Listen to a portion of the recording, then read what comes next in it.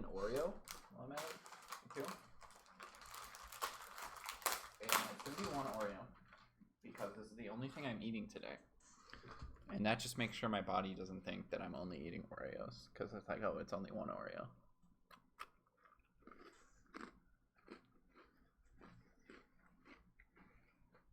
I just lost like half the frosting. Like it's down. I don't know where it went.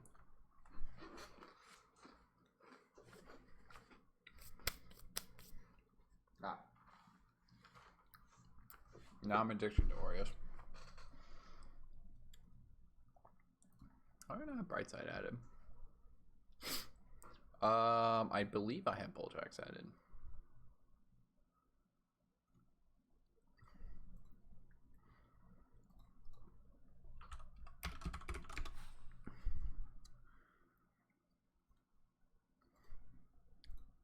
Oops.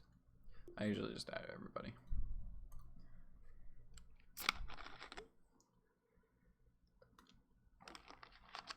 Although I'm not surprised Spencer got onto Nier's team.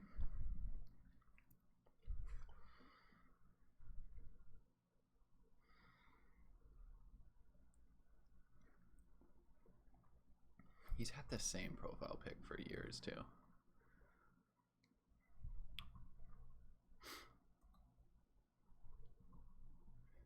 All right, anyway, I believe we're live in a couple of seconds here. Yeah. 10 seconds, but obviously I'll be live for 2 minutes.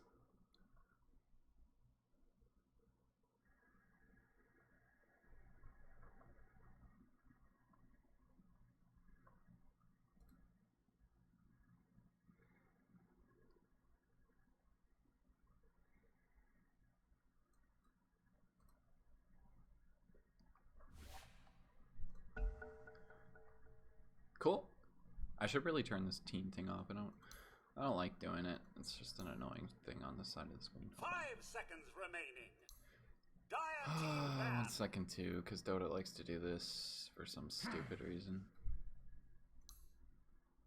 Radiant team back. Did I just do Oreo eating ASMR? Is that what I should do during drafts? Please don't do that. Oreo eating ASMR? That sounds pretty chill. Oh my god, nearly tilted his banner is also insane and terrifying, but amazing. 10 seconds It's remaining. a little cursed. It's a little cursed. It's extremely 5 cursed. seconds remaining. At least they have a banner, I guess. Yeah, I'm still waiting for my captain to give us a banner. I kind of dig it. That's creative, at least. Yearly tilted.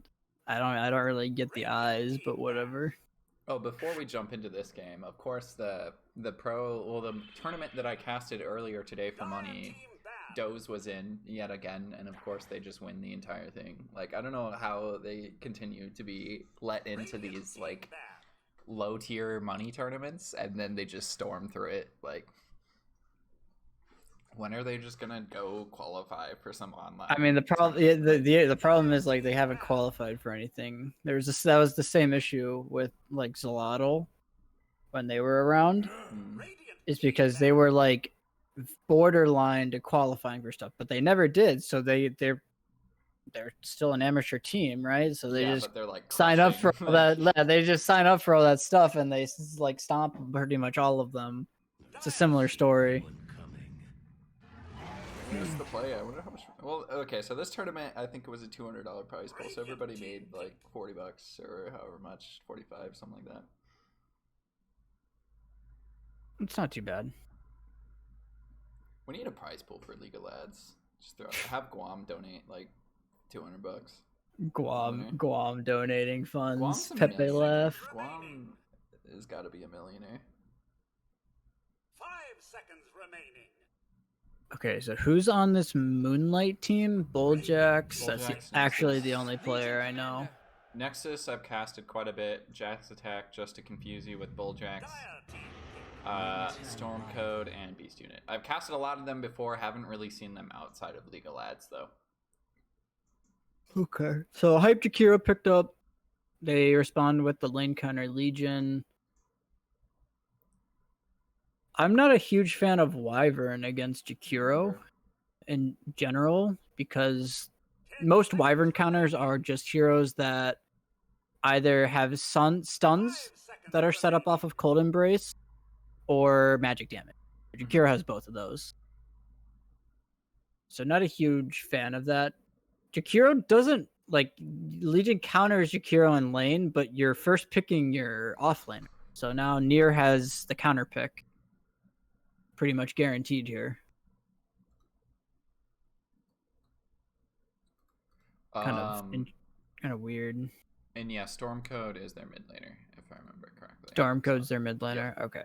I know Dire's team really well. I don't really know Radiant that well. They did ban Silverpike's like best 4 probably in the Phoenix. Mm-hmm. So we'll see what they pick. They might just pick their 4 here. Yeah, they just pick our Spirit. Another really good hero against Wyvern. Breaches the backlines. Magic damage centric. Has a stun that's set up off of Cold Embrace. It's actually just like Wyvern's biggest weakness is her mobility. So, and Earth Spirit just jumps you pretty much every fight. It's very hard to play against.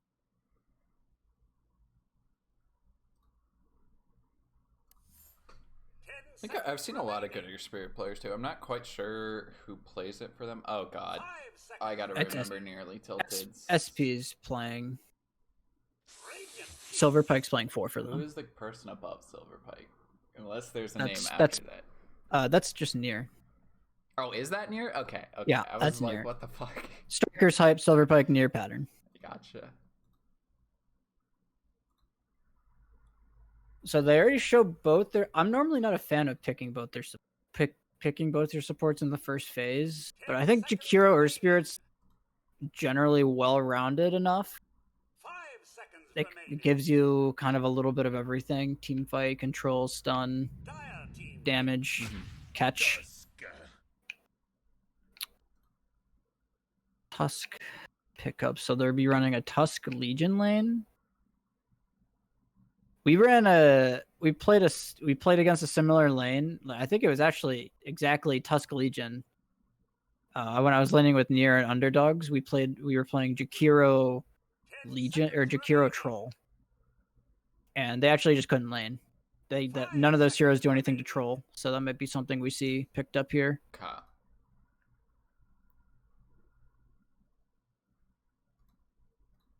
So it's not what I would describe a good Tusk game. Like normally you want good Tusk games are like easily gankable side lanes. So as Earthsphere and Jakiro are not really easily ganked a lot of times.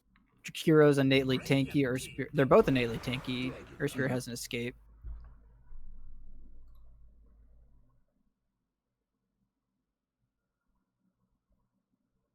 So it's a flex Dragon Knight then. Yeah. More than likely.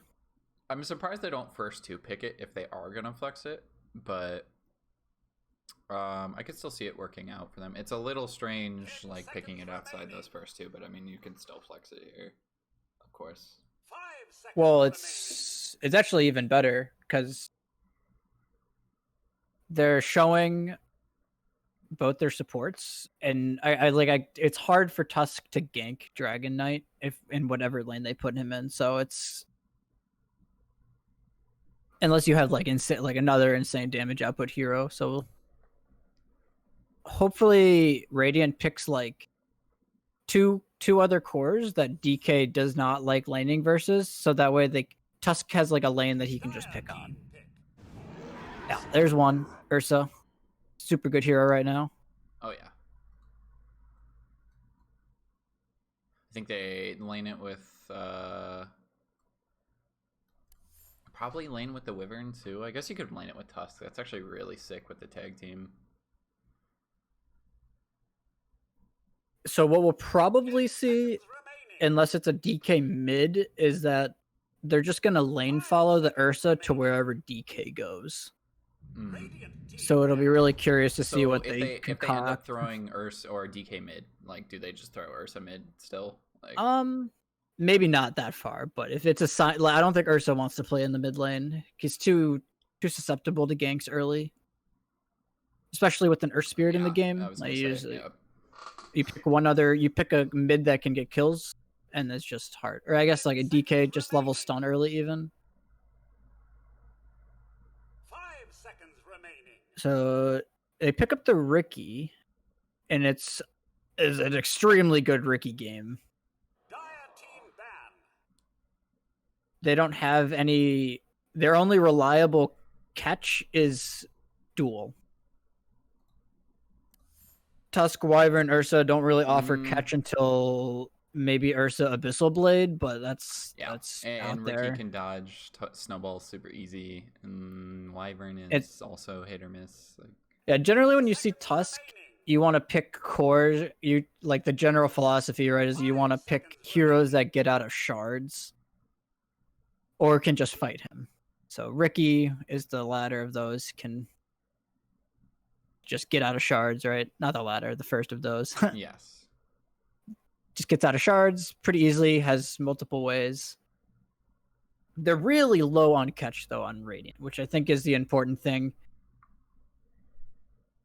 As that's what really makes it a good Ricky game. It's not so much about hero counters.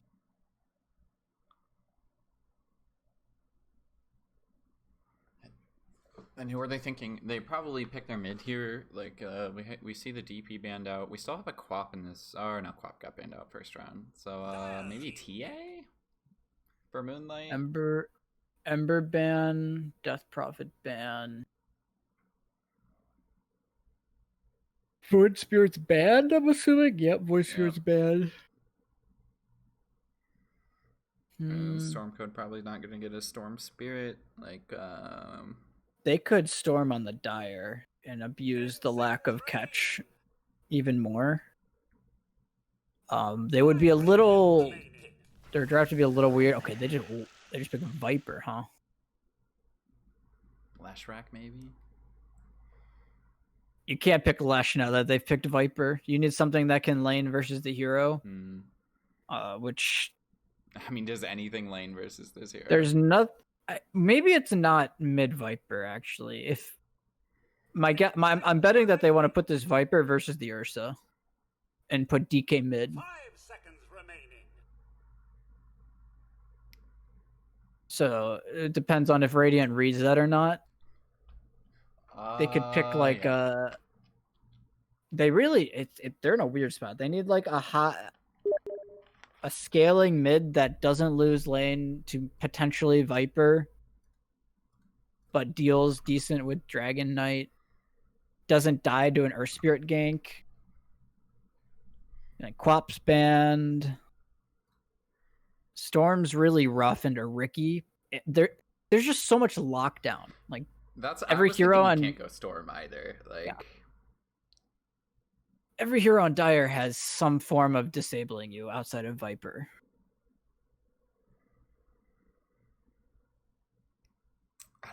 It feels like they need like a niche. And I don't know, I've seen Stormcode's hero pool. I think he can, he's got decent, but I don't know if anything's really going to stomp a Viper out of lane. Like, maybe you just go to something that rotates to jungle really easy. So they banned Ember, probably thinking that they're putting the Dragon Knight in mid, because that's kind of just a free lane for Ember most times. DK is like no way to break Flame Guard. So they're gonna pick a super safe hero in Lina. Okay. Is this safe? I mean, doesn't Lina still get like you're still susceptible to ganks like with an Earth Spirit, right? Like, oh, 100%. It's just it's just a lane shove hero. So like you shove the lane, and then you just go hit jungle. So it's kind of hard for Earth Spirit to gank you unless it's super early. It's just this hero is like extremely glass cannon. Like you if you get gone on in the fight and you kind of just die pretty much regardless. And I would say there's a winner Wyvern save, but they have great heroes versus Wyvern. If you get Cold Embraced, you're just gonna get chain stunned and killed. So it's really awkward because I don't know how they want to take fights. I feel like they're really Radiant's extremely reliant on this Ursa just popping the fuck off.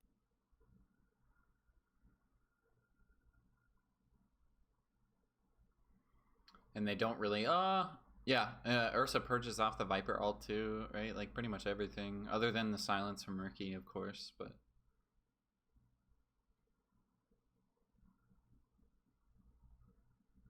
this definitely feels like a pretty open game for an Ursa. Yeah, it's definitely offlane Viper. So if they want, we'll see if they want to dodge the Ursa Viper lane. What they could do is they could just abuse this Viper super early where Tusk just starts top for a few minutes. Because your Legion is going to be laning versus a Ricky Jakiro. It's not like the most insane kill lane, or you can just like creep cut or something, and you just camp the Viper and just make his lane super miserable early, because that's when he's the weakest. Yes, I think wait, what did Lena just do? What? I was totally wrong, by the way. Stormcoat is not their mid laner. It's totally Beast Unit. But ignore that I said that. I could have just ignored it myself and not mentioned it, but, you know. Too honest. It is a Beast Unit mid. I think we're going to see Tusk lane with the Ursa, too. I just want to see some tag team overpowered combos. Really badly. Okay, so instead of fighting the Viper, they're just going to dodge. So they're going to put the Ursa versus the Ricky, which is pretty Ursa favored. This feels like a terrible lane for Legion, no? Bottom. Yeah, there's the downside is that you're kind of just admitting defeat to the Legion lane, which is kind of rough. Legion's not a hero that functions well from behind. You kind of just become a heal bot.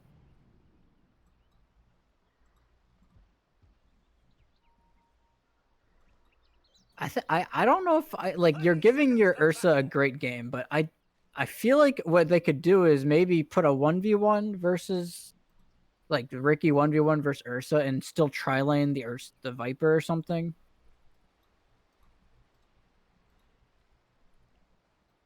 Because as is your your Ricky is gonna draw the lane unless they just they play top insanely well, or he's gonna just get solo XP and eventually he'll get farm. Mm-hmm. And the Viper, the hero that needs the best start, is gonna get the best start pretty much possible.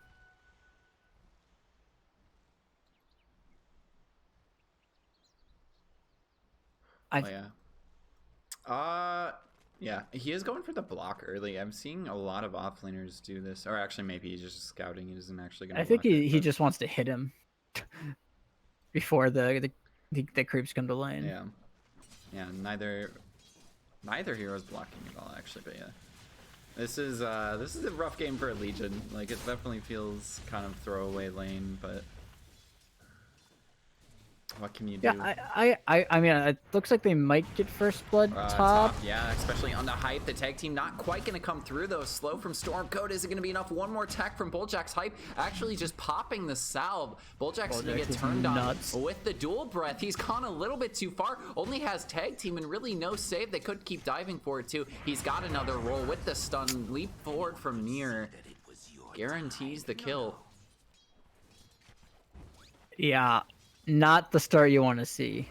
So normally I would say the team that wants to tri-lane with Tusk is going to be stronger, but in this case you're tri-laning into a Jakiro, and I actually think you're the weaker. As we see again, there's 3 top. Yep. They can just do this constantly with the low roll cooldown, and Stormcoat's just going to drop too. There's no heal. He can fly away, but one more right click gets it onto near. Jump away. Maybe they even keep going too. Roll up in 2 seconds. Do they really want to dive this underneath the tower, though? I don't think so.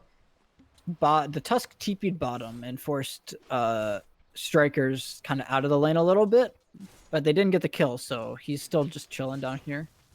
So your trade-off is you're pressuring Viper a little bit and you're just dying in the other lane. Not ideal by any stretch. Yeah. What's nice though is that I guess Silverpike's TP is back up. Never mind. It's not that great anymore.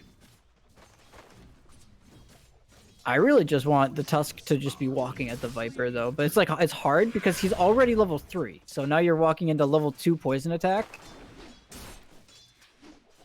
And you can see Strikers are like, "Oh, hey there." Yeah. I mean, why does Tusk even need to be down here? Like, it doesn't feel like he's gonna change this anyway. You might as well just solo it, right? It might be like a lack of recognition, because like the standard play for Tusk is you start in the off lane, you try for first blood, and then you TP back. You want to start for try to first blood, and then just run around the map if you want to get kills. Mm-hmm. And they committed to putting the Ursa in this off lane, so he needs to go bottom. So he felt like obligated to come here, and he's just dead again. On cooldown, and there's the jump again from Nier, and it's such an easy kill every single time. Killing spree for Nier, and that is not something you want to hear. And they're not even pressuring this Viper. He's used all his mana at least, but he's just getting free XP.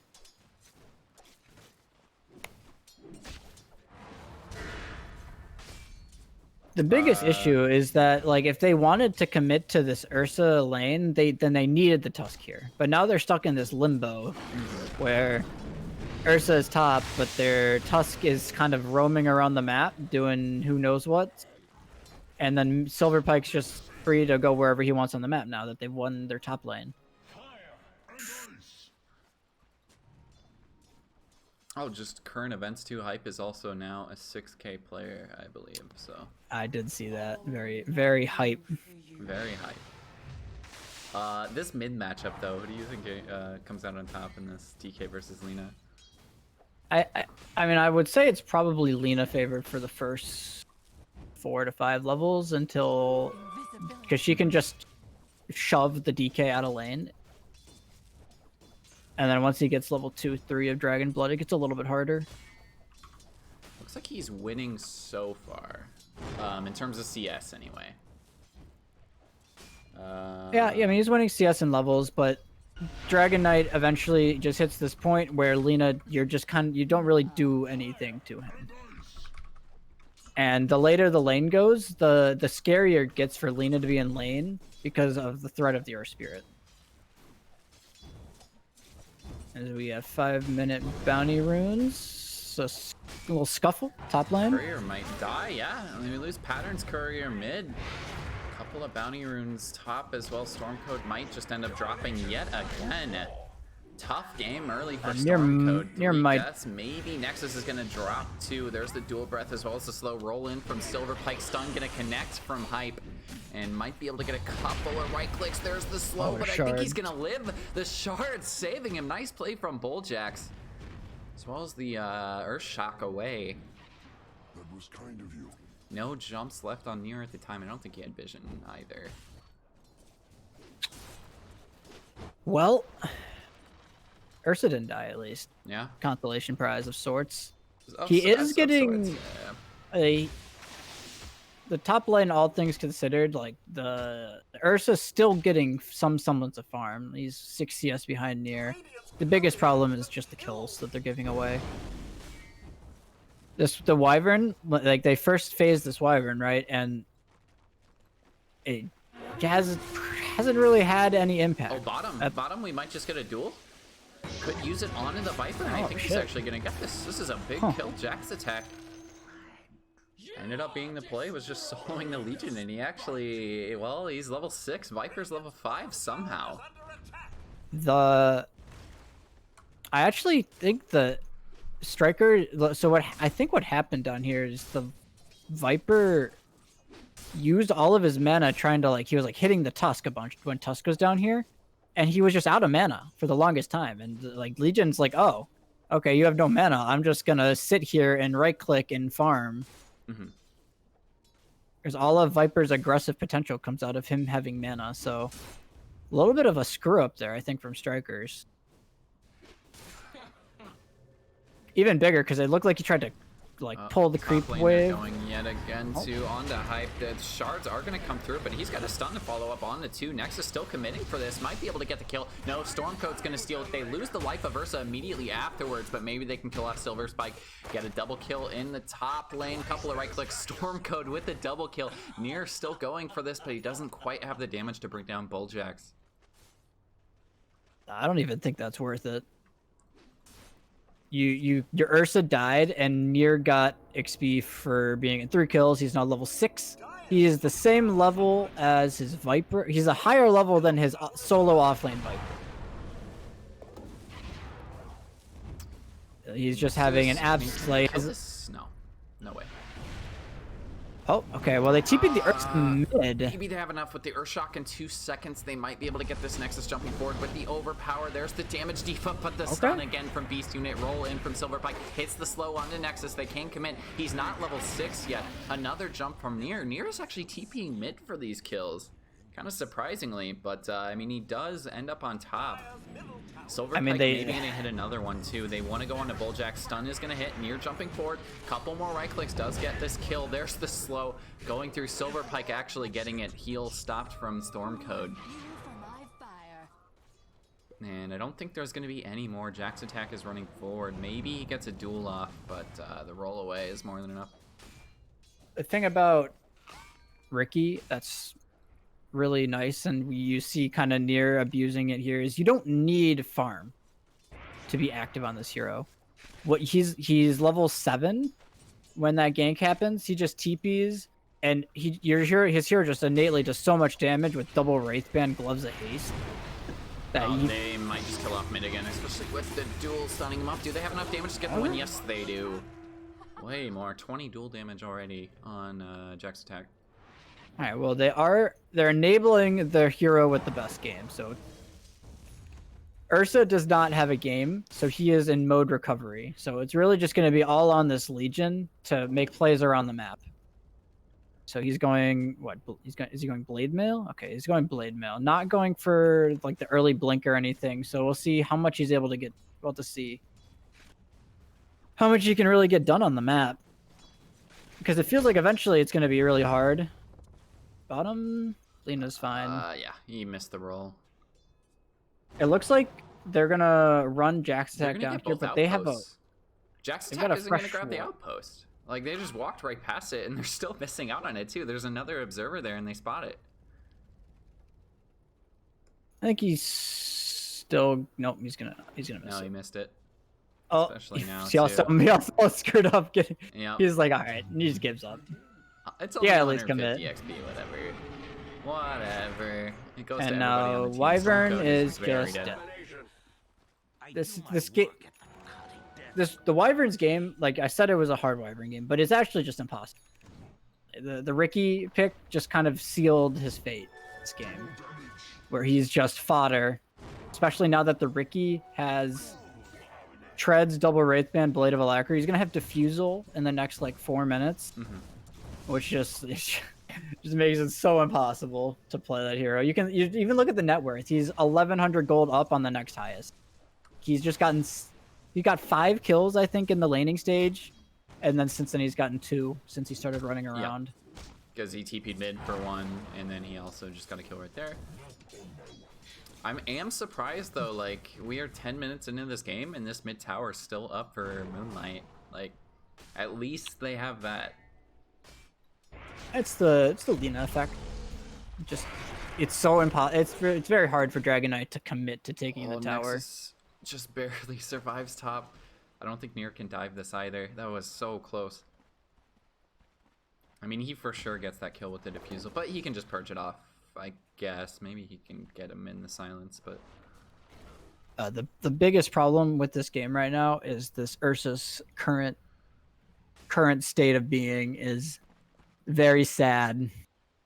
It is a level 7 carry at 11 minutes with Treads and a Quelling Blade. I normally see this hero successful when you're able to get like Treads, Battle Fury. He has a double Wraithband. Like, he just needs so much. Like, I feel like he still needs to go Battle Fury and try to scale but I just don't think he's gonna have the space to do so this game. Oh, stun roll into Legion. Jack's attack is very squishy, especially when you're hitting the silence too. He can't pop heal, does eventually get it off so he can turn around, throw out an overwhelming odds, and that move speed gonna help him to officially escape from this. 150 health, he's still alive. Ironwood Tree actually paying dividends right there. Very good Legion they game, want all to fight things this even more. They considered. want to go straight on the strikers, getting hit the tag team procs, roll into Silverpike, trying to do some damage on Beast Unit. They get the return kill onto Tustu. They want to go for more. Stormcode's a bit far forward, but he doesn't have the stun yet on Pattern. There's a nice Lena stun to stop the push. In comes Nexus. Pattern's very squishy into the Zerso. Near's here. Forward again. Near's actually rotated down. He finds a kill onto Stormcode. Might dive further into Nexus, but what a stun coming up from Beast Unit, stopping Near in his tracks. Saving his teammate. It's a 2-for-1, I believe. Didn't actually lose Pattern in that. Yeah, you can already kind of start to see the cracks in the flaws of Radiant's lineup, where they are very low damage until the Ursa has farm. Like you can see they wanted to go for some sort of dual play there. Oh. Yeah, and I think they might get the duel here if they have the damage. It's really low, though. He's going to get stunned up, not going to get the damage on his Silverpike. Maybe they want to commit for it, though. No, he's able to hit the roll away. Near does not have that diffuser yet, so I don't think he really wants to dive too far. They're kind of a little bit too healthy. It's really just an ease of execution kind of thing, right? Like, you look at how Dire takes fights, they just kind of slam their buttons into the Radiant team.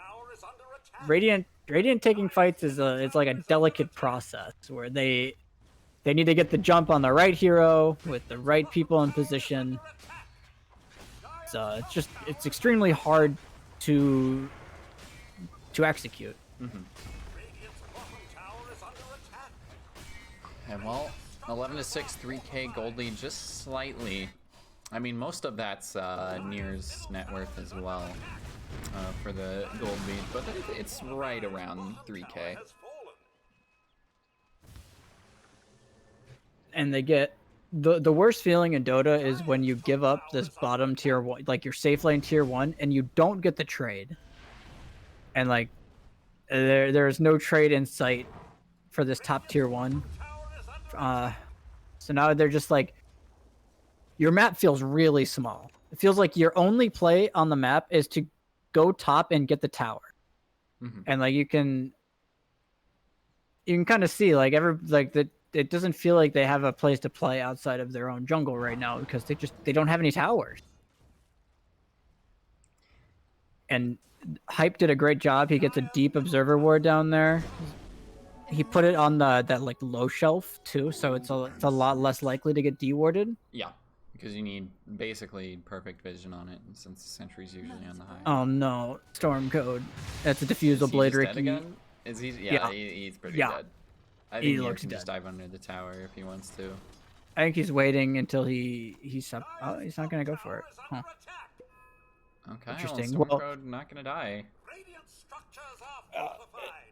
It's whatever. Now they're just gonna lose. There's a Cardi wave mid, so now they're at threat of losing their mid tower. On the strikers, he gets it, but Hype is getting the follow-up stun immediately afterwards. They're not gonna find the dual kill. Maybe they can get the kill on the strikers though. They didn't even get strikers. I know overwhelming odds does secure it. Bull Jackson getting out of this too, not quite. They get the burst damage at the very end. They're spending so much for this. They do get a nice return kill.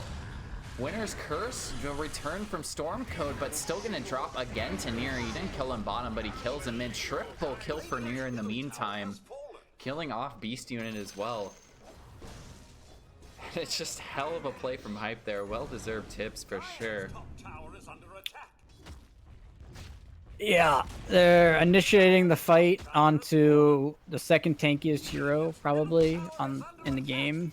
They barely get the kill. Like, I don't even think Viper's like that tanky this game. Like, he only has like 2 levels of corrosive skin, but plus they have pure damage too from Lena. It's just the way that they have to go about starting the fight is just Legion actually just sprinting into the fight to get a duel. Yeah.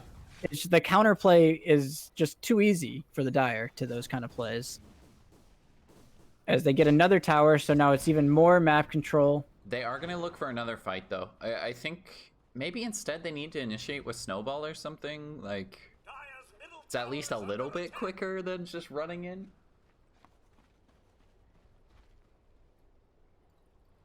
Yeah, it's like the problem is like the Legion needs to do stuff right now. Like he's the most farmed hero. He's the only hero that can do stuff. Near. They might find near. They get the stun. Oh, in this as is well as huge. the Snowball, but they don't get the duel. All right, it doesn't he got matter. Though, they silenced. still find the kill. Maybe they That can is get a it onto huge kill. Hype instead. Stun coming in from Lena. Jack's attack gonna pop the duel. Get the damage. And up to 30. That is the best possible thing that could have happened there. Ursa was farming. You get a kill onto the most farmed hero by a wide margin in the game. So, just to pick your brain, speaking to Ziffer earlier about Ursa, he is totally bought into the Battle Fury rush on Ursa first item. Are you? Oh, I agree completely. Well? Okay. The benefit, like so Battle Fury, a lot of Battle Fury heroes feel weird because you don't have built-in attack speed. So it's like it's hard to flash farm with the Battle Fury because your hero doesn't really do stuff with it, right? Mm-hmm. Ursa benefits a lot from the damage, and you don't need bonus attack speed when you have it. Yeah, because you have overpower usually. So you essentially become one of the fastest farming heroes in Dota, as well as one of the hardest scaling heroes because of how his ultimate works. Where when you get these items, because you're farming so fast with Battle Fury, you can get these status resistance items, so SNY Satanic, and built in with your ulti, you're essentially unkillable. Mm-hmm. You just have like you if you press ultimate, you have 50%, and then on top of like the built-in 50% from like the other 2 items or whatever the number is, like I don't know. See, I don't know if it's additive though. Like it would seem kind of broken if it like. It's insane nonetheless. It's just like you don't get stunned. Like, and the enemy team needs to have a lot of stuns and whatnot. So you basically don't need to buy BKB because the stuns are just fading in like 2 seconds. I mean, you still buy BKB. Like, don't get me wrong. Like BKB is just too good on the hero. Looks like they smoked bottom. Are they going to catch near? They might be able to get near. He gets the silence out. They'll blink over into Nexus. He's taking a lot of damage on the front of this, but he can just pop the ult and run in as well. Trying to find the kill onto DK. Gets the duel victory. Jack's attack trying to make some space for Nexus now, whose ult is over. Stun coming in. Nexus might still tick down. He is going to. Stun missed from Hype, but it doesn't matter. They've lost 2 heroes as well. Jack's falling. Near is just cleaning up the meantime. Roll over from Silverpike does miss. Overwhelming odds move speed. Near could jump forward. He's still got 2 leaps if he wants to keep going for Beast Unit, who has a Yule's blink. The heal is gonna be there. Here's the Yule's able to hit the stun. He runs back into the roll though. It would have missed had he walked up and thrown the stun out, but now I think Jack's attack is gonna fall as well. Jumping in near Silverpike, hitting the roll yet again, but there's the winner's curse coming in from Stormcoat. They get the return kill on the Silverpike, and now they might not even get near out of there. Might go back on the Stormcoat again. Hype hitting the sick ice path. Snowball just misses. Bulljack's tried to hit it through a creep there, but not gonna connect. I think he's just gonna drop instead. Near saving the blink for now. Goes for the turn. Tag team, there's Near with the kill yet again. He's picking up all of these, killing spree on him. 15-1 on the Ricky. Holy just shit. Dominating. Give your man Hype some fucking tips, Jesus. And they're gonna find even more too. Trying to go over on Jack's attack. Meanwhile, mid, they might find Nexus, but again, he could just pop the ult. Still just walk out of there. Patterns dropping a little low. Beast Unit thinking about using the Laguna Blade, but didn't think it would pick it up. Maybe they go over on Strikers instead. There's the Laguna Blade plop. The roll does miss. Silverpike just making enough space though, so Beast Unit doesn't want to keep hitting him up. This game's fucking crazy. Just fight 33 kills, 21 minutes. Yeah, dude, that's great. It's great. There's a blink reveal on Legion though. So if he can get a kill on Near here, which they missed the dust. No. Oh no, you can't dust when he isn't taking tricks of the trade. I think maybe he queued it up or something potentially. That is. kind of weird that they like didn't smoke or anything. He's just going for that, like, or he didn't even come from like fog. They're He's not just even gonna going tip him. playing into the enemy hands. So that was Blink Reveal Legion. That is their way to make plays. And if they had gotten the near kill, it actually would have that would have probably been the mid tier 1 going down, but instead they don't get the kill. Nothing's really happening on the map now. Is Nier gonna finish up his full Manta? Which just makes the hero about 30 times harder to deal with. Because now you have a Purge for the Dust, as well as another Disjoint for Blink Duel if you have the reactions.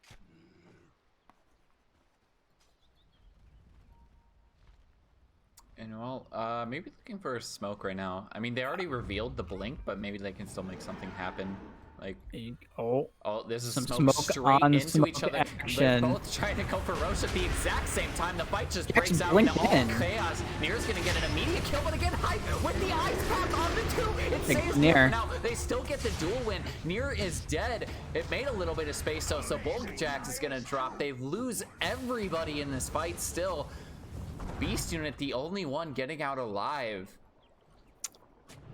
Yeah, you can really see the damage issues start to come out. They throw every single spell they have at Nier. They barely get the kill, but that just leaves Dragon Knight Viper completely unchecked. As now the this will probably be a mid tier 2 going down. Yeah, especially DK. How much is up on this? Yeah, this is going down. I don't think they can go tier 3s. Fortunately for Moonlight, they might not even be able to take the tier 2. I'm also pretty sure that was a Greaves reveal for Viper, so the damage issues that the Radiant have compound a little bit there with the reveal of Greaves. So it just takes so much effort to kill one hero for them right now. The biggest issue is, like, I don't really know if they have a choice but to keep going for kills like that. Like, they need to keep going for those kind of plays. Yeah, and Hype is just using down Macro Pyre, and they're positioning a lot of Moonlight like they want to just keep fighting. Still down 9k though. I mean, at least you killed Nier there, although you lose 4 heroes for it. They get that unlimited scaling dual damage as well. The issue is that like Ursa just doesn't have a game, right? Like, he didn't go for like one of the benefits to going to battle. Oh, he is extremely dead. He saves himself for now, but the roll actually misses, but doesn't matter. And they Roll caught sloppy, and Bulkjack's gonna get stunned up as well. It's really just so easy to execute for any kill, right? You blink, stun on Dragon Knight, you ice path follow up, you roll follow up. It's like 7 seconds of chain stun off of one hero. It's just the ease of execution is. Dude, they have like 2 of the longest stuns in the game with ice path and a DK stun, like, and then you have the roll on top of that. Yeah. Then even if you survive the stuns, you have Ricky Defusal, like Viper. Yeah, it's just really hard. Like, if you're on the back foot this game as the Radiant, I already talked about how Legion doesn't really function well from behind. Lina, very similar. Lina, Ursa, I would say even Ursa doesn't function well from behind. You're predicated on hitting heroes. The DK stun for now, but I think Nier can just jump into this. There's a nice save from Stormcode. Looks like he had that free cast it, but yeah, he still has Aegis. Stun is gonna hit onto Nier. They immediately know he actually gets healed up. He doesn't even die once. They get a duel on the backside, maybe killing off Hype, but no, they don't even find that kill. Overwhelming odds to finish him yet again, but the roll through from Silverpike secures the kill onto Jack's attack. That is rough. They still have buybacks, but they don't have the Wyvern ult to really make something happen. I just don't. How does Nier survive there? He was sitting at like 30 health, and then the mech came through. The Guardian Greaves, yep. Guardian Greaves, does hit on and the they beast just unit. Does get healed initially, but I think they're gonna lose Bulljax instead. Nier just doing so much damage at this point. No fear jumping forward with that Aegis. And we do get a buyback from Bulljax. And I think that's gonna be enough to push them backwards. Yeah, this I mean, you're happy you got 2 buybacks. You still have Aegis, so you can just go heal, get the gold you got from getting those kills, farm the map out, get the rest of the towers. You've got a lot of objectives you can still take. Especially if they don't have dragon, or they didn't have dragon farm at the time, so it feels kind of awkward going high ground, especially with the Wyvern Lina shoving your creeps, killing your creeps. Mm-hmm. I'm just really looking for how Radiant is supposed to take fights, and it's rough. Like their only play, it felt like a lot of times, was to just catch the Riki, throw all their spells on him, fight from there. But now he has Aegis. So how do you fight? Are you gonna throw all your spells? Are you gonna throw all your spells at the Dragon Knight, at the Viper, at the 2000 HP? Winner's Curse. It's yeah, you did like a sick Winner's Curse into, I mean into like LSA, I guess, but it's also another thing worth noting is that, you know, Wyvern a lot of times is predicated on being this like team fight setup. But what are you setting up this year? Curse, it's really hard to use Curse aggressively in the game. Yeah, like you're setting up for what, LSA or like a duel, I guess? It's just very hard to use that spell properly this game. Partially because of their draft, partially because of the enemy heroes.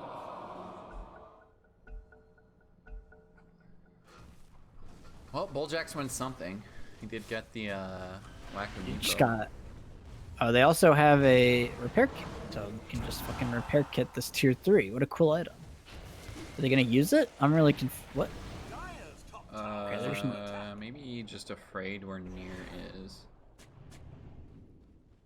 Do get a nice ward out, but I think they might have spotted that. Not quite sure. I don't think they did. They don't have a ward on the high grounds. I mean, there's the initiation. Nier still has Aegis, though, so I don't really know if they can follow this up. Trying to get the kill. Does eventually tick down. We didn't see the Halberd. No, it's actually already on cooldown. Rolling forward, Silverpike into the trees. All 3 of them silenced. Look at the macro fire, too. Both of the supports immediately dead. What a setup. And now Nexus getting not stunned, actually. Silverpike missing the roll, still gonna get stunned up right outside the fountain, though. The 2-man LSA coming from Beast Unit.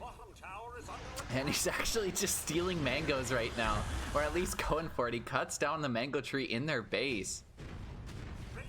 Not something you see too often. I liked the attempt there, though. Like they tried to break the Aegis without using like as minimal commitment as effort or as possible. And I mean, they got the first life. They could not reset though. Yeah. SP Hype did a great job just not allowing them that opportunity. Blink forward onto Stormcoat if they can find this kill. That's a lot of the D push gone. The Splinter Blasts are not available anymore. All you really have is overwhelming odds, and I think they might just lose the Beast Unit as well. Jumping forward, stunning from Pattern. Do they have it? Ice Path as well. There's a save, but they all get slowed after the snowball. They're all just dying right outside the fountain again. GG just called. Maybe you get a dual win inside the fountain. I'm not sure, though. Pattern actually not even going to die here. They get a triple kill for Nier inside the fountain. And 30 minutes in, Riki is just unstoppable, Decay is unkillable, Viper's unkillable, and Silverpike and Hype playing out of their minds. Yeah, that's one of the, like, you countered this Jakiro, but your only play a lot of times is to go on one hero with duel, right? Like you pick this Legion commander, like you have the Lina, like your game plan is really simple. You're gonna duel Laguna, take a 4v5 fight. But Jakiro is just kind of like this end all be all sit behind you hero where just stops you from all in committing because he has this AoE stun available. Just really showing why the hero is still one of the better supports in Dota. Dude, you love to see it. THD still kicking ass. Yeah, it's just rough. I think I feel like a broken record, but just the Near's team's draft just 100 times easier to play. Oh my god. And yeah, Near ends 25-2 on this Ricky. Holy shit. That's Conversely, the this like what was this? 17 pick Ursa was 1-8. So like your hard carry not having a great game. Yeah. Was that a last pick Ursa? Or no, No, 17. It was 7. It was a last pick Lina. Like that's another thing probably worth noting. Like you 22 pick Lina, which is just like if your 22 pick isn't like winning you the game, a lot of times it's generally not the best.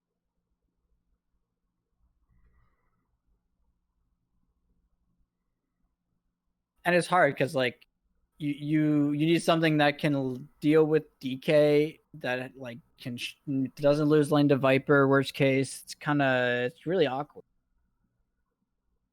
So it was a solid draft from Nearly Tilted.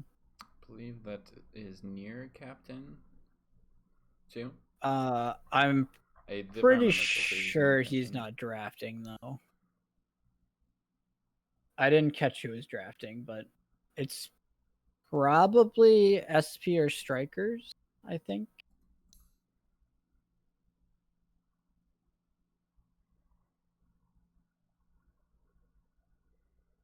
It's rough though. So next game, I really just think the first thing they need to do on Moonlight is just make sure their carry has a good game. You start there, it gives you a way to play the game a lot of times. They didn't really have that option. Mm. It felt like maybe if this Ursa goes the Battle Fury build, and because if like they were taking solid fights for about the first 15 minutes of the game, make space for your Ursa to get an item or two online, but instead he kind of goes for this all-in basher item, and like he doesn't really get anything done with it. So now he's just like his net worth has peaked, or has plateaued, not peaked.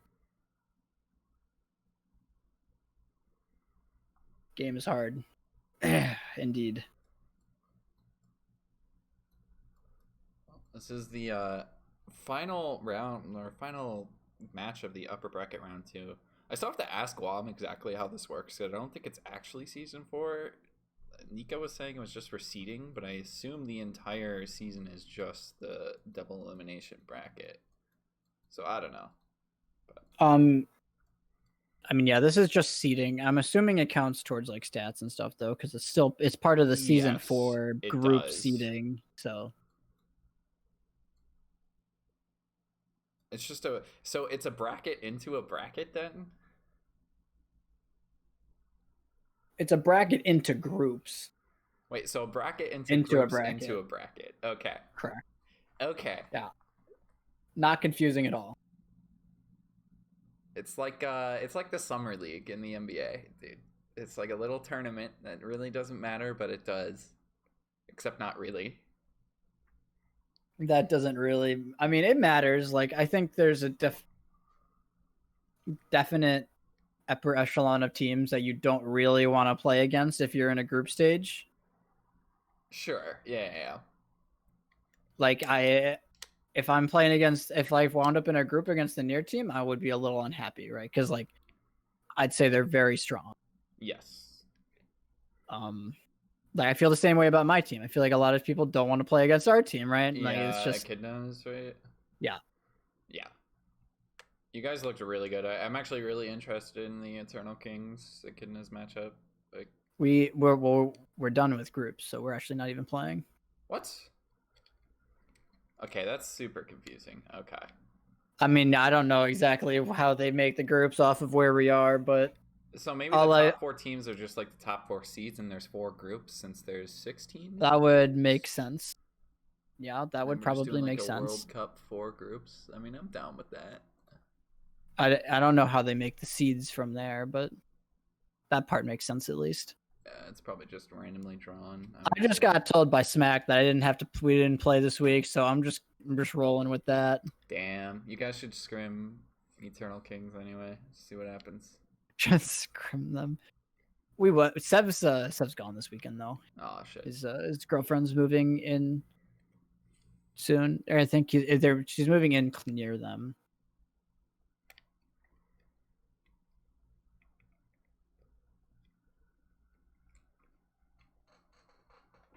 Well, game 2, maybe a game 3. We go. I don't know. I feel like we're just gonna.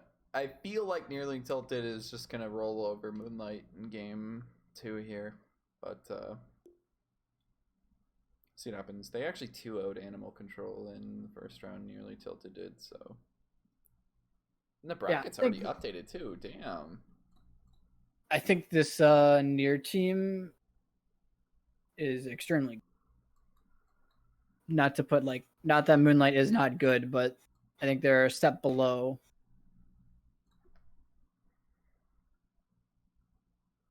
I would say if you want to put teams into tiers, like the S tier is probably Nearly Tilted and Echidnas, and maybe Eternal Kings. And then Moonlight's probably A tier to B tier. Eternal Kings definitely A tier. A Garda team is extremely solid, I think, as well. Knights of Albert is probably an S to A tier. So they took first pick. They get choice this game. So the Moonlight takes first pick. Means they probably take Radiant on Nearly Tilted.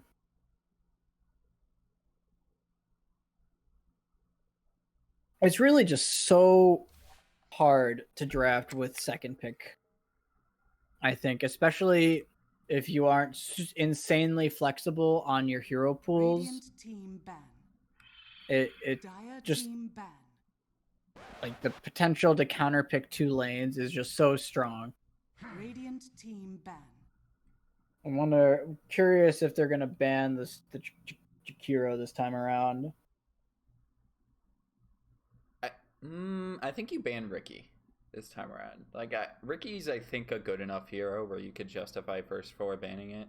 Like, I mean, you can just ban in the second phase, right? They picked it. They Rickied at 18.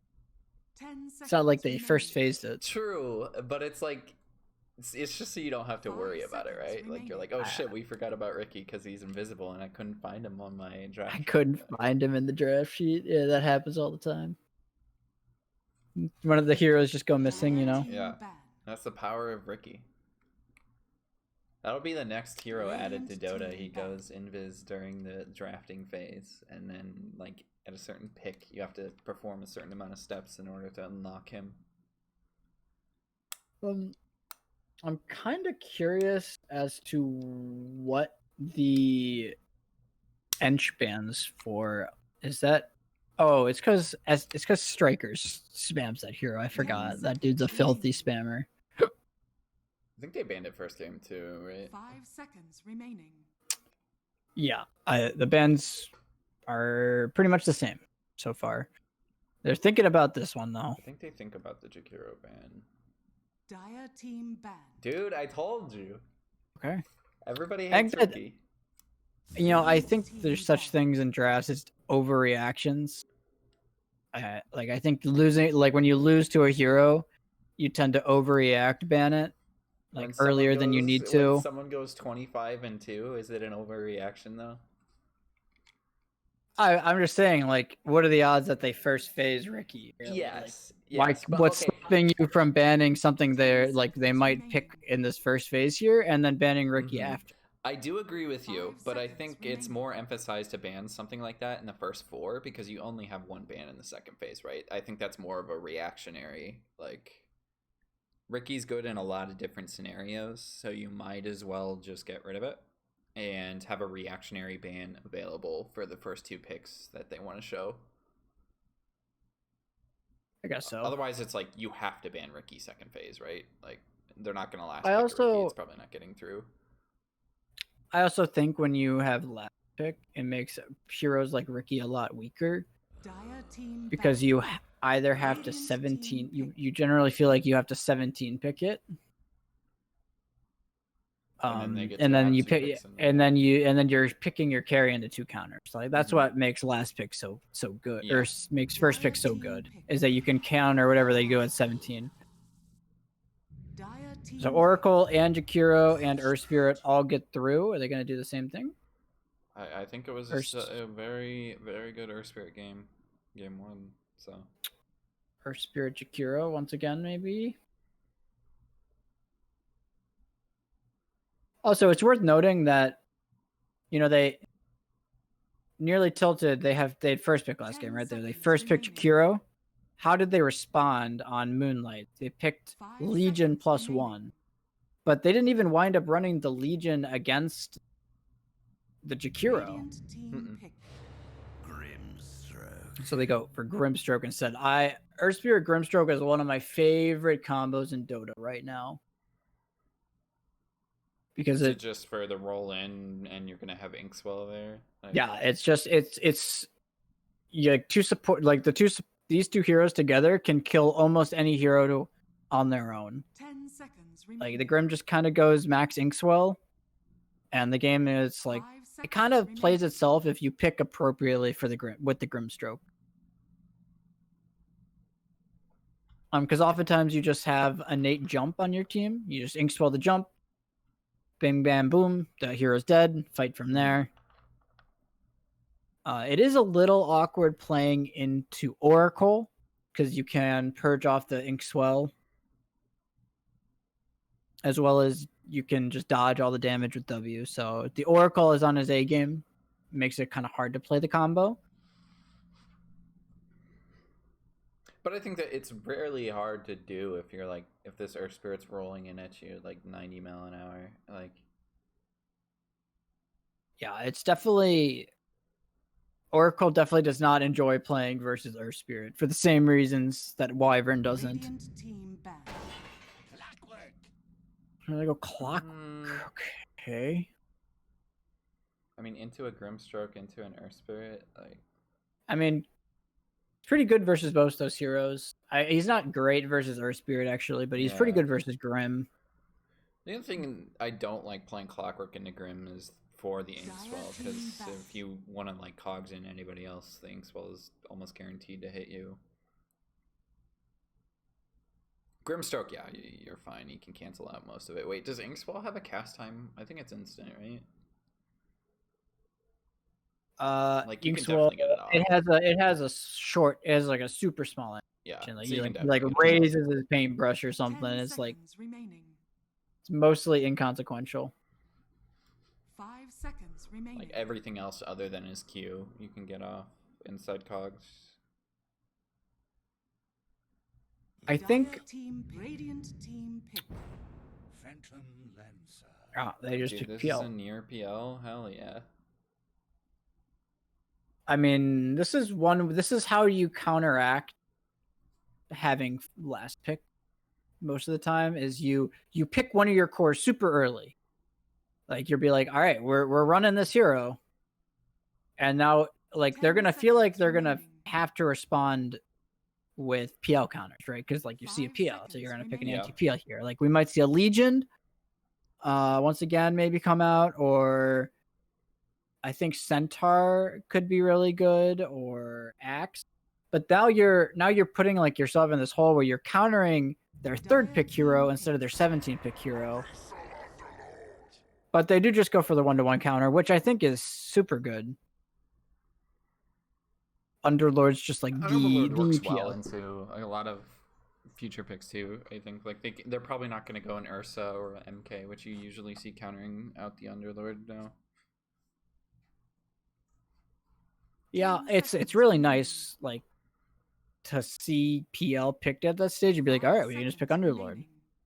I would just be a little worried that like this Earth Spirit PL, or not Earth Spirit PL, Earth Spirit Grimstroke can just kill his lane. They can just kill Underlord because together they offer so much magic burst on top of PL's magic damage early that Underlord's not really that tanky. And then they just go for the SP Pango. All right. You're like in a weird spot for raid because like you're once again I feel like they're really low on damage. Clock and Oracle, not super high damage output heroes. Underlord, he's like decently okay at getting out damage, but he's more there for like control and for auras. So they need like a super high DPS hero. All right, it's okay.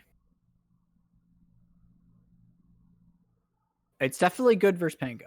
That's so. If Pango ever messes up, he's just dead. Yeah. Which is definitely really nice. So it's what, like Pango off with... they could run a tri-lane again. I like the Grimstroke Phantom Lancer lane as well. Yeah, I really just feel like they're setting themselves up for failure by putting by second picking clock. Because now you're playing against PL Pango cores, and what the fuck do you do to those heroes as a clockwork? Yeah. Yeah, like they have no counters for it. You know, the Grimstroke You're just counters like on the other team. Like you don't have a Beastmaster, so I'm gonna stop it. Like you're just like, well, can't kill either of these cores as clockwork. I guess I'm just gonna go beat my meat in the jungle or something. He can hook into Grimstroke though. That's about the only target right now. Yeah, it's just it's really awkward right now. I think in the draft for the Radiant, they ban Necro. Okay. I guess for the double scythe is being decent here.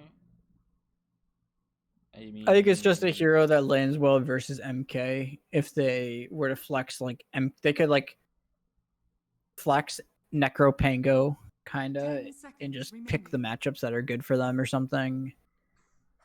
5 seconds remaining. They're in an awkward spot now though, because like I feel like they didn't counter the lanes like that hard. They just gyro. Okay. That is a super high damage hero. So that does fit the criteria that I think they needed. It's a PL counter. It's also pretty good against Pango and lane, so they can flex this MK gyro however they want to. Invoker and Pattern. Okay. Yeah, Hype Grimstroke. It's one of his most played heroes. I've seen similar things picked. At least I've played similar drafts where you're playing Grim. You have two other heroes that want to run around the map and set up plays in Earth Spirit Invoker and Invoker in the mid game. And all you really do is you ink swell the Earth Spirit, you get the stun, you get like the Cold Snap EMP on top of the hero, and they're just dead.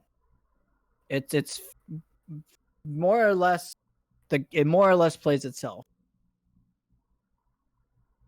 The thing that I'm worried about is that they have pretty bad lanes on Dire. Underlord, if he gets those first few levels uncontested, he'll have a really good time. MK should have a really good time versus Invoker. And Gyro is really good versus Pango in lane. So I think their draft is definitely better. They have ways to win the game this time around for Radiant. That being said, I'm still taking Dire.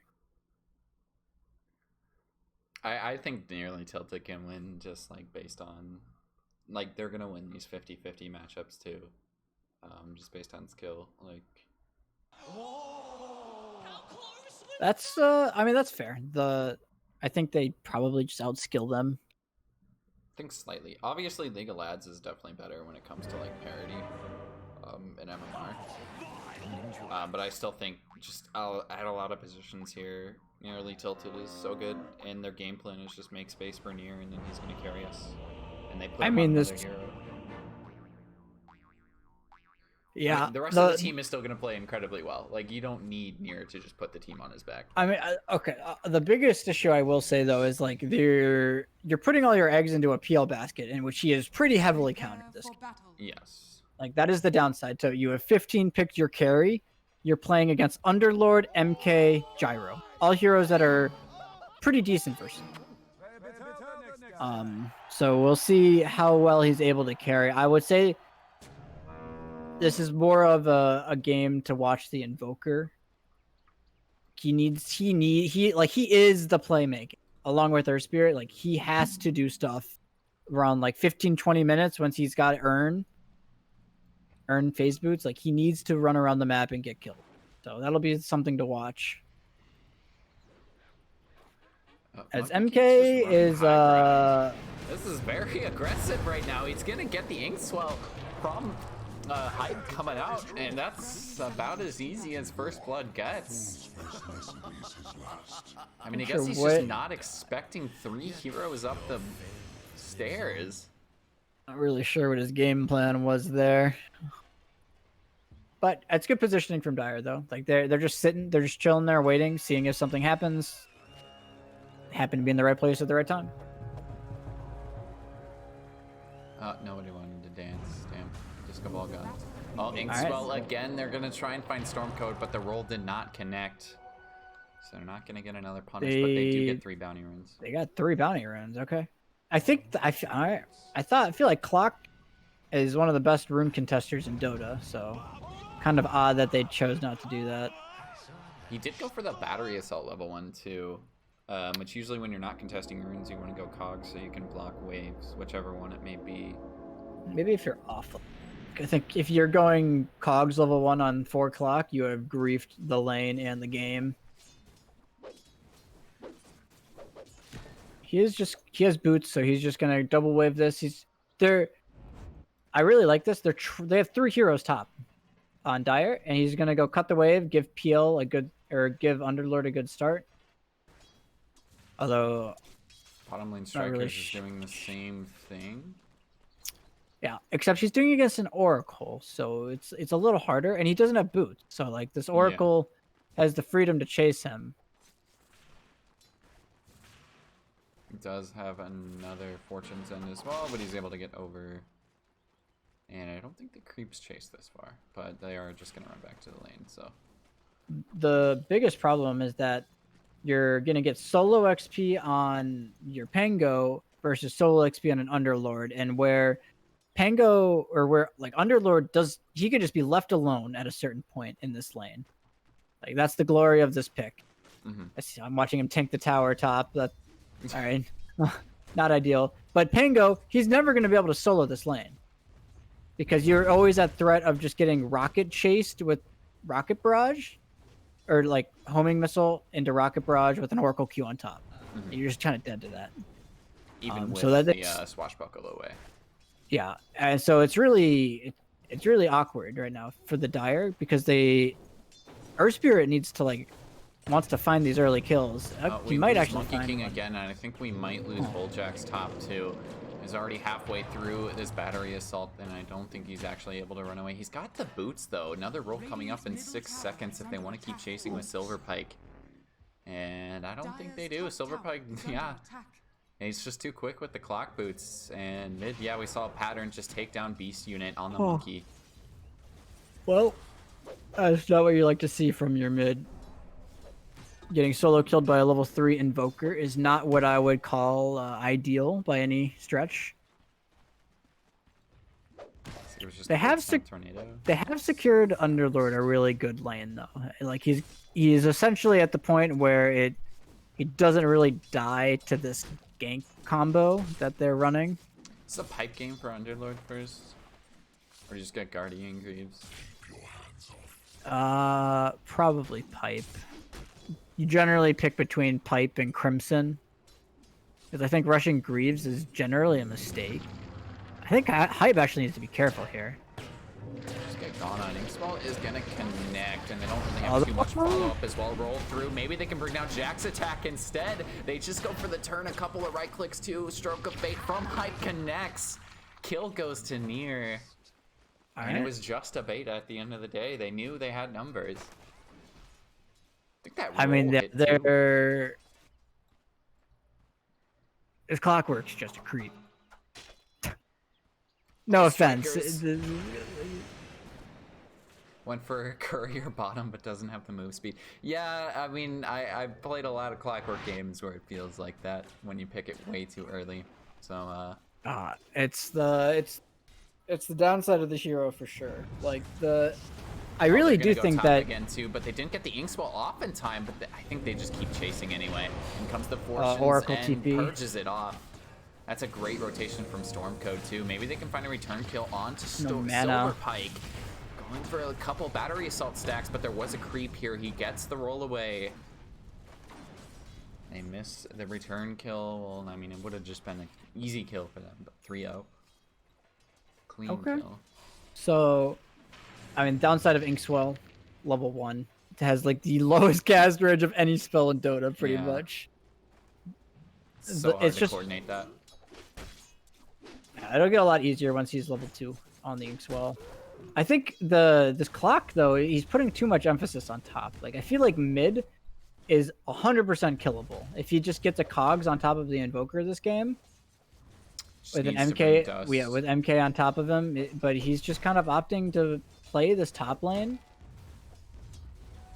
Especially if Oracle's gonna be up here now, Bulljack should be like, okay, I can like leave my Underlord if Oracle's gonna be here. I really don't want to see him be top.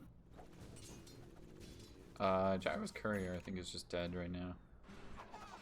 Again, it's within threat of dying. Silverpike with another hit. Roll forward. Not gonna get the last hit though. Again, it's surviving. Both times it just outruns Courier everybody. with the fancy feet. I mean, that's another like. Up Bulljacks, but it's not gonna matter. It gets purged off from Stormcode. Again, just so pesky to deal with. I mean, Bulljack's still sticking top though. They're kind of just ignoring this gyro counter this game. I'm not sure giving gyro a solo lane is the way to play this game, but it'll be worth it if they can get this mid kill. SP's kind of camping here. See, he's gonna go. I think he's just waiting for him to step on the stairs, probably. And I think he just pinged it out there too. It's just all 3 lanes this game going much better for Radiant so far, despite like a couple of rampant kills. Roll through after the tornado, but he missed the stun. Did get the cold snap, but with that roll not connecting in the TP. I think they can kill Pattern here if he's not always too fast. Level 3 Wex. Gotten that creep wave. I really just feels like Bulljax isn't sure where he can. I think he could kill mid if he just smoked around top lane. Swell doesn't have the purge. Stun goes through. Silverpike gets the kill. And yeah, I mean, great rotations to Silverpike. It really feels like Silverpike is kind of doing what Bulljack should be doing, but it's a lot easier for a Nurse Spirit to accomplish it. Well, it's also, they kind of set up like their draft so he could do stuff, right? He has Inkswell to roll in with. He has Invoker to get like to play with as well. Like they have aggressive heroes, whereas the Radiant doesn't. Like MK, I think you could classify as an aggressive hero, but he's not really having a great time. Yeah. So the clock, like, he's just lazy. He's getting bodied, which I didn't think should happen, but live and you learn. Might just look for this kill mid again too, but there is a ward this time on Radiant to spot out the rotation. Silverpike is gonna walk underneath it. I mean, the big discrepancy is strikers CS. Holy shit. He has 7 CS. Huh. He is level 5 to the Gyro's level 7. I mean, they don't even need another hero down here. The Oracle can just leave. I mean, they know that there's nobody else here, so SP. Can they even find this kill with the Earth Reading Spirit? that if he comes close enough and you just kick him under tower, he's 100% done. But I mean, it's such a hard kill though. He's got treads double wraith already. And Strikers doesn't even have 6 yet. It's like, yeah, I mean, if they get some procs too, like Gyro doesn't do great 1v2 yet. Needs a. I guess he got ulti and Rocket Barrage. They can TP in Oracle, although Oracle's pretty low man, so it's kind of awkward. he's got 2 mangoes. 2 mangoes and a wand, but he's gonna get 6 now with this wave on Strikers, and maybe they look for something after that, because there is a smoke play coming up. Yeah, this is exactly what they need to be doing. It's a little awkward now that he has his illusion rune. But nonetheless, they should be able to find it. As they just need to go the long way around. They did not go the long way around. All right, they're just going for it. I think they're still gonna get it. He didn't caught. Oh, he got mana burned. Oh no, One mid more actually. Got him. Yeah, Near they still get to TPing. come in. I think they're gonna hit the roll on a Bulljax too. Yep, there's the kick for Silverpike, getting the return kill onto the Clockwork. Killed off Invoker, but they're still losing a decent amount, both the supports. But I mean, I think you take that. Like, those are the ones you're not too angry about. They kind of had to kill this Invoker. Like he's their tempo creator and like space maker of this game. And he had a free. He's just had a complete free game up until that point, which is just a recipe for disaster, I think, for the Radiant. So nice rotation there. Now they're going to try and maybe find Nexus again. If he walks up here, roll 4 does connect this time. Strikers misses the swashbuckle though, and that is a slow, but Tornado EMP is going to connect. He doesn't have any mana for the ult, and Nexus goes down. And there's bounty the claim there. The first rotation from the Invoker. I said 15 minutes, I think, but 10 minutes has the urn. 10 minutes even better. Sees that he's alone bottom. Yeah, it's just like eventually as a carry, your time has come to be in the safe lane. I think he didn't recognize that. Like he could have TP top and helped his Underlord get the tower and just played top from there. Instead, he stays bot a little bit too long. Gets caught with his pants down. And he's actually. Is that him TPing? Is that Underlord? Yeah, oh that's my! Nexus. TP'd back bottom. Okay, I don't know how I feel about maybe this. Go back into this, especially with hype in the area. But he's just gonna try and go on Strikers instead, who doesn't have a swashbuckle. There's the Rocket Barrage, but they could turn this with the roll-in as well as the Inkswell. They want to get the Inkswell stunned. He goes back in Strikers, easy kill. They split it 3 ways, but still, it's Nexus dying. That is what we call a disaster. The free farm gyrocopter, solo lane, solo XP, nobody contesting him, dies 2 times in the same minute. And so now his game is completely crippled. Because he no longer has a TP to go to this top lane, where there's just complete free farm waiting for him. Oh, and he's just kind of stuck. Dead, unfortunately, there for Pattern.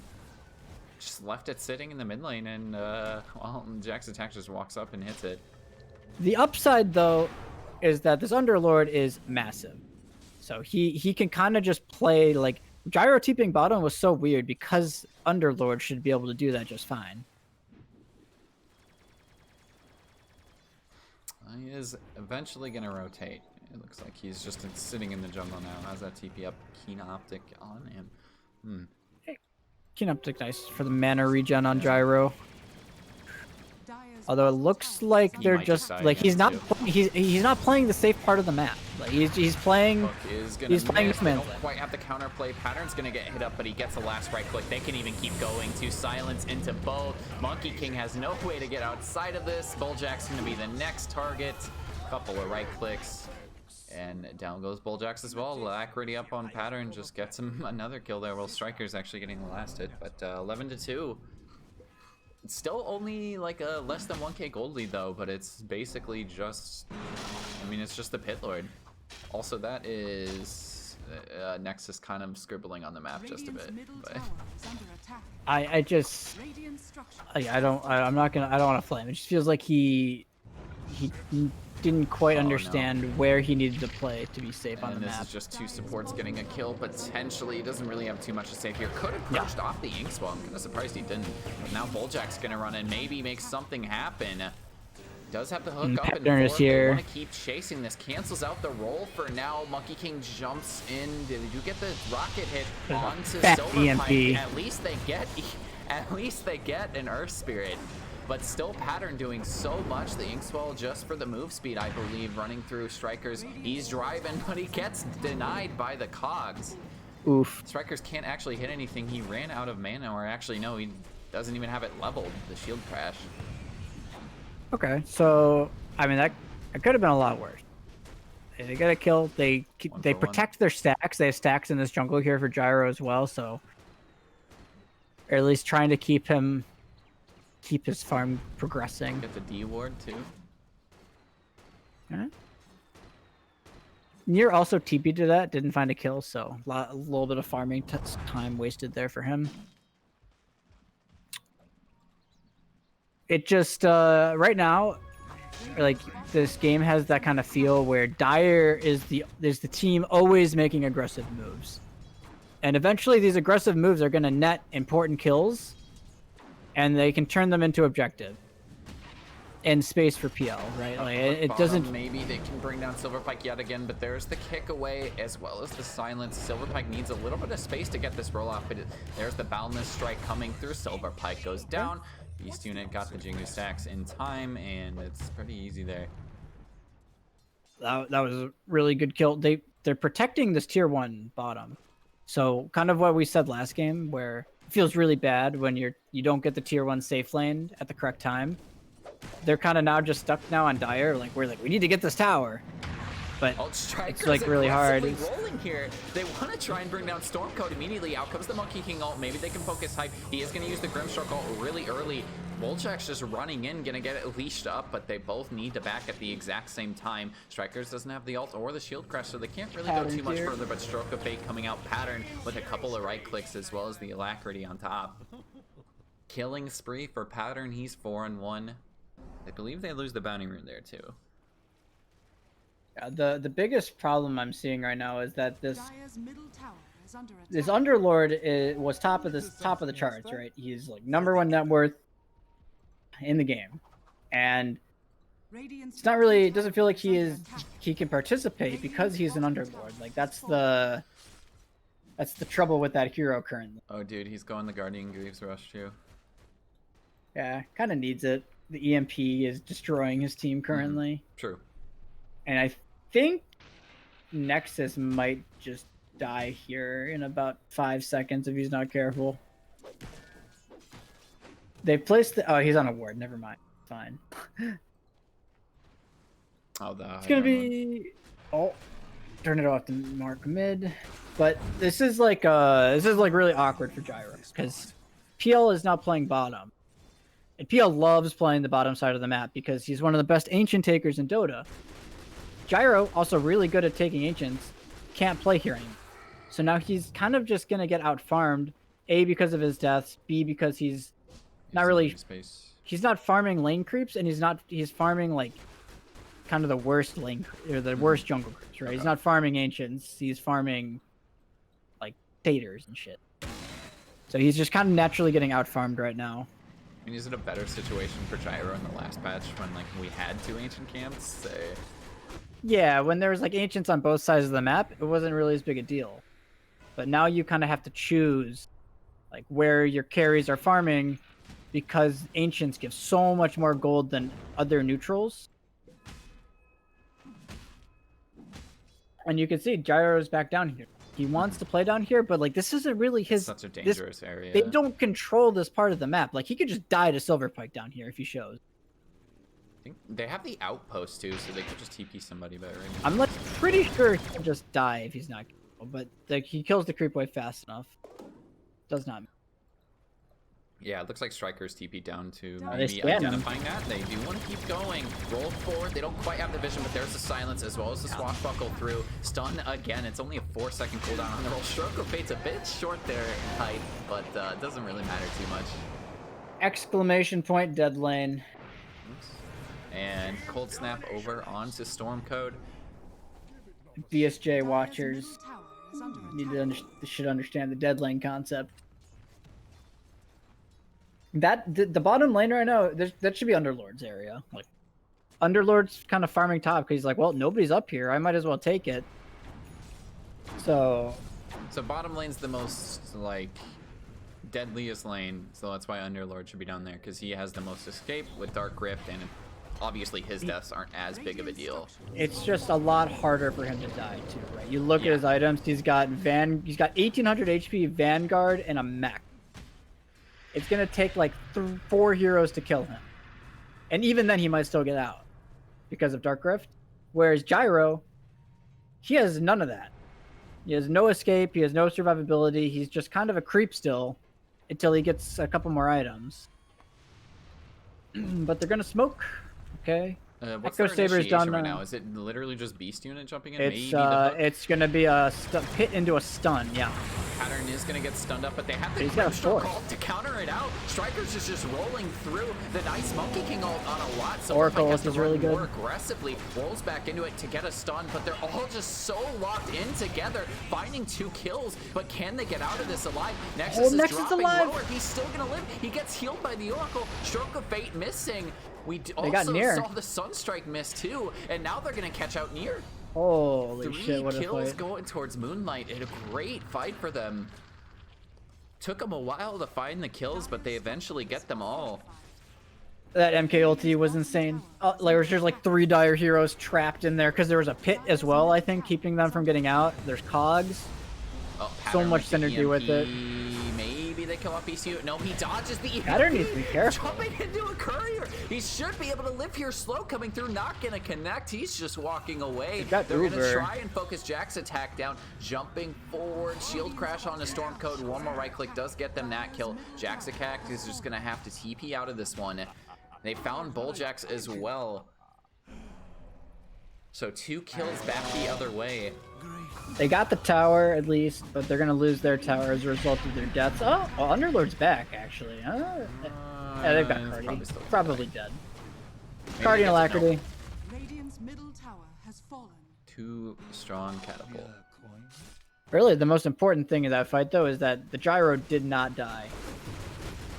Oracle like saved him by the skin of his teeth there.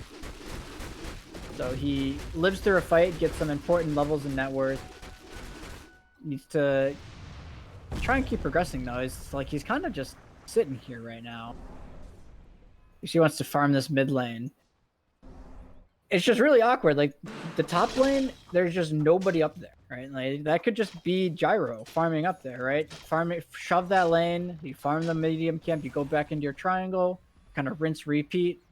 Radiant's bottom And instead tower is he's under attack. opting to fight with his team, which I guess I can't really blame him for, but They Feel they the- want to go for another smoke. I mean, the last one worked out for them, and this time they find Nier yet again. He has the doppelgang away. He's not going to get They hit know which for one's the real. second time, but yeah, they get the lockdown on him yet again. Maybe he can just turn this. He's got a double slow, but they don't want to go too far. Bulljax is a bit caught out on the other side of the cliff. Not near the rest of his team at all. Jumping in as no. Nexus now. In Oh, the no. middle of this, he just gets silenced up. Do they have enough damage to actually bring him down? Shield crash and roll through. Yes, they do. I think the pit's still making a lot of space, but they're stuck inside the ice wall, and all of them just slowly dropping. yeah, that's a classic example. That's just an overextension. Regeneration. I mean, the And last fight works for them because it's mid near a tier 1, right? Like, it's more congested too, so Monkey King's ult is going to have a bigger impact. Yeah, and it feels like they're like the difference between the mid fight and that bottom fight is this mid one, they're smoking with the intent towards an objective. There's no objective really bottom that means anything. These bot towers are irrelevant. Are scanning. Like, they don't give any map control. So you're smoking with the sake of fighting when you're probably I would definitely argue they're the weaker ones right now until Gyro's got more items. And now not only do you lose the fight, but you give away Roche. Well, let's see if they can contest it here. Pitlord Yeah, is let's see. walking in, and that is kind of a hard fight. Pit Lord obviously really good at taking over the Roche pit. He's just getting mana burned right now, actually. They're on Nexus, gonna though. get focused, too. They're doing a lot of damage out to Strikers, who's a little bit caught, but he has another Swashbuckle to get away here. Cog's doing almost nothing. Nexus Down is goes dead. Nexus on the front as well. Nier might just drop here. No, he gets the heal, plus the Doppelgang away. He's gonna be just fine. A lot of damage coming out from Strikers, too. Nier is gonna get aggressive, running to save his mid laner in Pattern. Boundless Strike is up on Beast Unit. Maybe he can commit for the kill onto Pattern, but the rest of his teammates are dying. Beast Unit knows he just needs to back away. 3 dead. Whew. This, the team fight from Dire is insane. I'll just start with that. Nier? The team fight on Radiant, not really that great. So, they keep forcing fights because they feel like they don't have other plays out, because like they're falling behind on the map because they aren't winning fights. Like they don't have ways to find kills. Like it's just, it seems like it's a little bit of inexperience showing. Like it shows like they don't really fully understand yet where certain heroes' power spikes are. Instead, they're just brute forcing themselves at the enemy. Beast Unit might die here. That's not the greatest combo since they missed the slow, but I think with the Cold Snap, they should be able to find this. Pops the wand, turns it to get his mana back, and Boundless Strike is going to save him for now. Right. Sunstrike misses. Hook back into Silverpike, who is out of mana, so Bulljack's can just keep running this down. Nobody helping him either. I think they need to maybe get could have out of split here. the battery assault stacks, but yeah, Bulljack's they're gonna is get the the double man's hit. life. That's a nice play there. Bulljack's very dead. The rest of the team coming in. Nier wants to find some more kills. Striker rolling forward, gets one stun, immediately cancels the Pangawall. They just want to kill the Oracle. Yeah, there's nothing to roll against, so you just get the initial stun so you get on top of them. And yeah, this game's falling apart really fast for Radiant. Like they had a great laning stage, but they kind of just took some really horrible engagements, got caught out with their pants down. Now they're 10k gold behind. Aegis on PL, so like the Dire feels comfortable just playing and controlling the majority of the map, and just like they're like, all right, we're gonna just wait for PL. No pressure.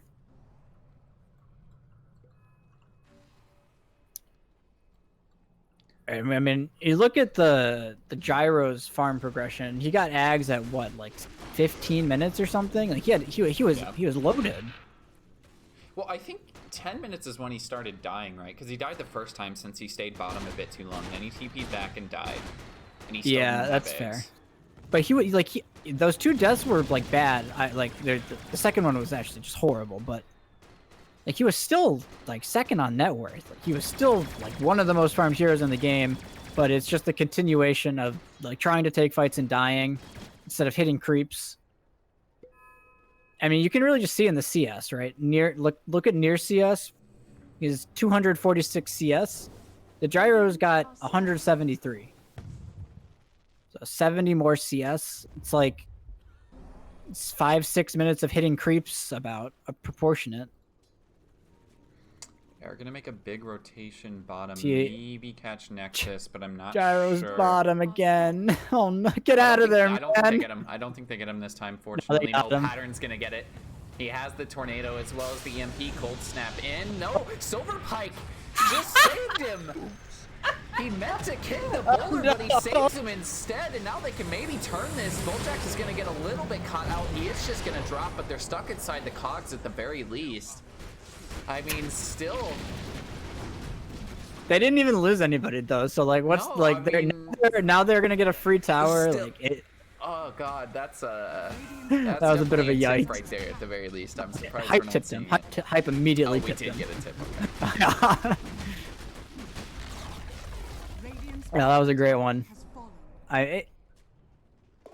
But like you could see, like what does Dyer really lose from running down there, even if they don't get that kill? Like, Tornado they get EMP, but I don't think they get this. He's already out of mana. Cold He's got Snap as well. Greaves. Striker's gonna roll forward. Greaves for the save now, but they're keeping him locked in these stairs. Silverpike rolling forward. He is caught inside Cogs for now. There's the Inkswell combo with the Pango. Silverpike's is still a bit caught out on the backside. Roll is gonna get canceled out. They don't have enough damage to kill off the Pit Lord quite yet, but Nier still getting kills, jumping in, trying to bring down Nexus. They might find Strikers. No, he's gonna get saved yet again with the wand pop. There's the Cogs pushback. Voljack's doing all he can to bring down this pesky Pango.